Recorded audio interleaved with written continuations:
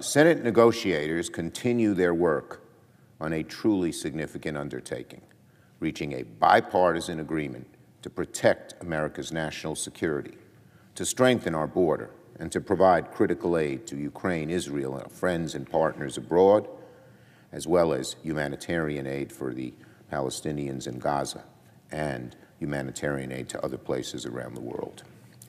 We're close to reaching a bipartisan agreement on the supplemental, but we are not there yet. Negotiators are still working through some outstanding items. All of us want to reach an agreement, but it is very important that we get this right. So I am heartened that negotiations are in a good place, even as we have more work to do. I've stayed in close touch with my Senate colleagues, with the Republican leader, and with the White House, and we're all on the same page that we want to reach an agreement. The President said he's willing to work with Republicans in a big way on border security. For the last 2 months, Democrats have demonstrated that we're willing to have this very difficult debate. It's not easy. In fact, border security is one of the most difficult things we've undertaken, but Democrats are serious about getting something done. But as I've said from the beginning, any outcome on the border has to be bipartisan.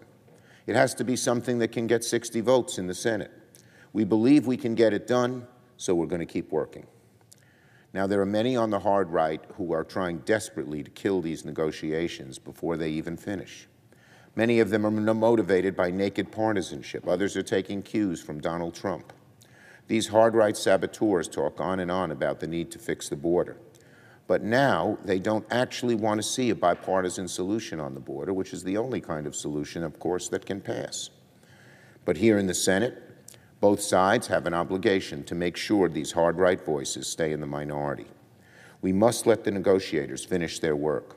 Too much hangs in the balance for our national security, for our border, for our friends around the world.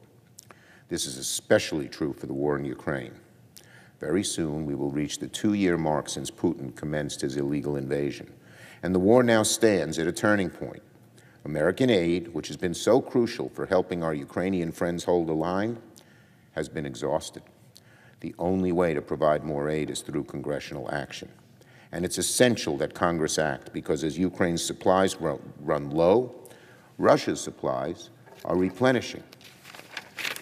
According to a report yesterday, weapons from North Korea are now making their way to the battlefield, including North Korean missiles. The more weapons from North Korea enter the war, the more precious resources Ukraine will be forced to use to shoot these weapons down, resources that are already in short supply. In fact, Ukrainian commanders have already said they've been forced to ration munitions because they don't know when or if another round of American aid is coming their way. So to my Senate colleagues, the matter is quite simple. As President Zelensky himself told us over a month ago, if the United States Congress approves more aid to Ukraine, they can win the war against Putin. But if Congress fails to act, Ukraine faces defeat. And make no mistake, a defeat for Ukraine will make the world a more dangerous place for the United States. Whatever cost we bear to resist Putin today will be magnified in the future. We dare not go down that road. We dare not shrink from our obligation to defend democracy in its hour of need. Our friends in Ukraine need our help, so we must answer their call by finishing work on the supplemental. I yield the floor. Note the absence of a quorum. The clerk will call the roll. Ms. Baldwin.